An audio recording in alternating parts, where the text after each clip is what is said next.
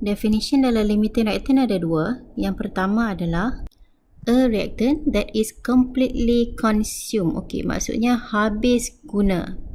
Dan juga dia akan limits the amount of product formed. Okey, saya bagi analogi ya. Saya sekarang ni nak menghasilkan strawberry cupcake. So, untuk menghasilkan satu strawberry cupcake ni, saya perlukan satu cupcake dan satu strawberry. Tapi sekiranya saya ada 3 cupcakes dan 2 strawberries, saya hanya boleh hasilkan 2 strawberry cupcakes. Macam mana saya tahu saya hanya boleh menghasilkan 2 strawberry cupcake? Sebab saya ada resipi asal. So, resipi asal ni merupakan teori yang kita ada. Maksudnya untuk hasilkan satu strawberry cupcake, perlukan satu cupcake dan satu strawberry. Ini stoichiometry dia. Jadi sekiranya saya diberi bahan-bahan ini, saya diberi 3 cupcakes dan juga 2 strawberry. Jadi saya buat satu cupcake dengan satu strawberry ni, cupcake yang kedua dengan satu strawberry ni. Bermaksud apabila dah habis strawberry, saya dah tak boleh hasilkan lagi cupcake yang ada strawberry. Jadi sekarang ni strawberry ni lah merupakan limiting reactant sebab dia habis kita guna. Dan dia juga akan limit strawberry cupcakes yang terhasil sebab dia ada 2. So strawberry cupcake yang terhasil juga adalah 2. So ini maksud limits the amount of product formed. Sebab ikutkan teori, kalau kita ada satu cupcake ni, kita juga boleh menghasilkan satu strawberry cupcake. So sepatutnya kalau kita ada 3, kita menghasilkan 3 juga. Tapi disebabkan ada 2 strawberry dan 2 strawberry ni limiting reactant, dia telah limitkan produk kita yang terhasil. So secara tak langsung kita ada excess reactant. So cupcake merupakan lebihan reactant. So kalau dalam soalan tu dia tanya berapa banyak excess reactant. Okey, macam mana kita kira excess reactant? Kita ada available reactant. So maksudnya available tu yang kita ada. So kita ada 3 cupcake. So kita tolak dengan 2 cupcake yang kita dah guna untuk buat strawberry cupcake. So kita tolak dengan 2 required yang kita perlukan, required cupcakes. So kita dapatlah jawapan excess reactant tu 1 cupcake. Jadi daripada analogi ni, untuk saya tahu saya nak hasilkan berapa banyak cupcake strawberry, saya perlukan resipi. So resipi ni merupakan teori. So dalam soalan kimia untuk mencari limiting reactant, so yang pertama sekali kita kena ada teori. Teori tu kita dapat daripada balance chemical equation. Okay, so yang kedua, step kedua adalah kita kena tentukan siapa dulu limiting reactant. So daripada limiting reactant, kita juga boleh tentukan berapa banyak produk yang terhasil. Dan daripada limiting reactant tu juga kita boleh tahu berapa banyak excess reactant. Kita tengok contoh soalan PSPM 2019-2020. Dia kata magnesium hydroxide MgOH2. Okey, ini adalah produk yang kita nak cari nanti. Dia kata dia dihasilkan daripada reaction di antara magnesium chloride dan juga sodium hydroxide NaOH. Lepas tu dia punya produk sampingan, dia punya byproduct dia adalah sodium chloride. Then dia bagi dekat kita mass reacted. Dia bagi kat kita 15.1 gram magnesium chloride dan juga dia bagi kat kita 9.35 gram of sodium hydroxide. Dia bagi mass reacted. Soalan dia suruh kita cari mass magnesium hydroxide produk tu. So mula-mula sekali awak tahu nak cari mass menggunakan formula mol darab molar mass. So kita kena ada mol produk, baru kita boleh darab dengan molar mass MgOH2. Sekarang ni mol produk kita tak ada. So macam mana kita nak cari mol produk? Dengan cara buat perkadaran dengan mol reactant. Tapi sebab kita ada 2 reactant kat sini, bermaksud awak kena cari dulu siapa limiting reactant. So mol limiting reactant itulah yang akan menentukan bilangan mol produk.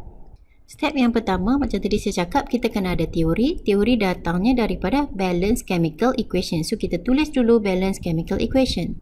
So, daripada soalan ni kita ada MgCl2 tambah NaOH menghasilkan MgOH2 dan NaCl. Sekarang kita balance. So, kat sini kita boleh nampak Cl ada 2. So, kita letak 2 dekat sini. Dan apabila 2 kat sini, Na juga ada 2. So, kita letak 2 dekat sini.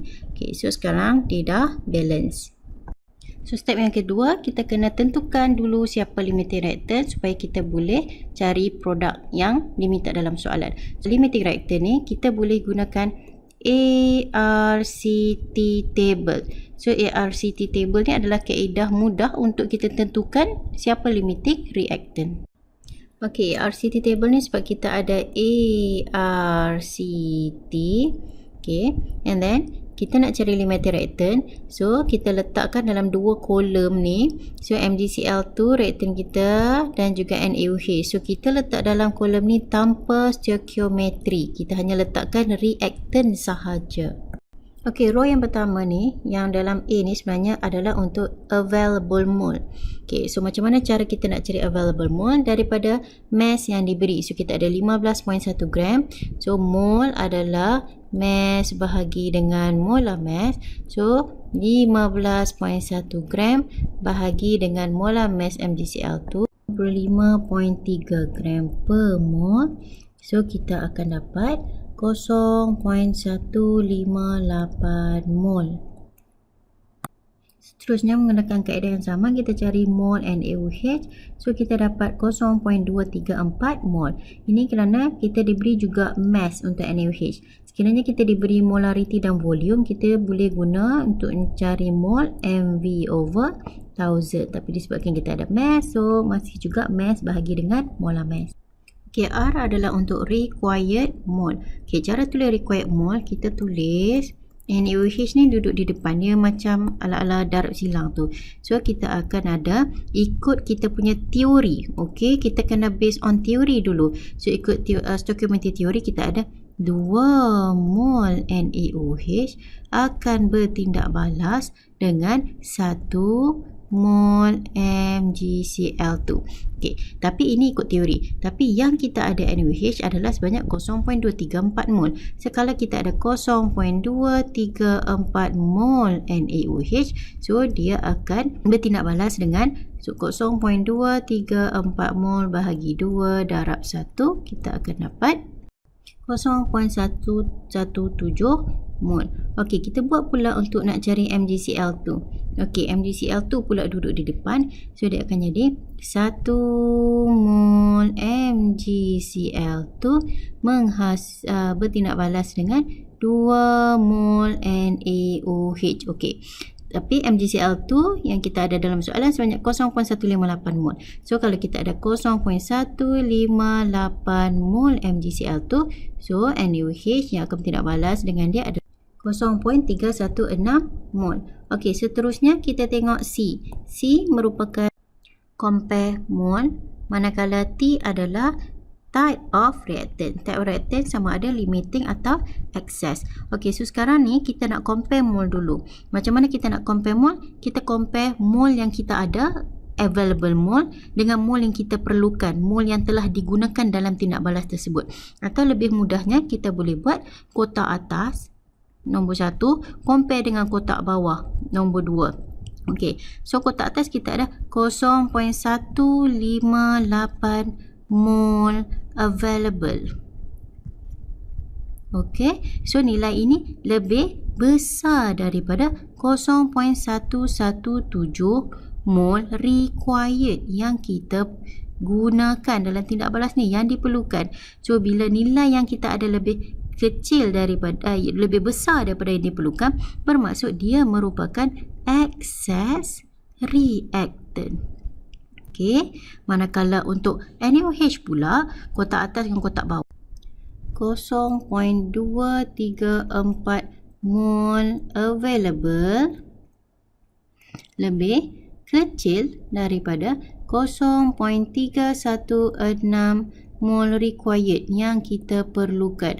So, bila yang ada lebih kecil daripada yang kita perlukan, bermaksud dia adalah limiting reactant.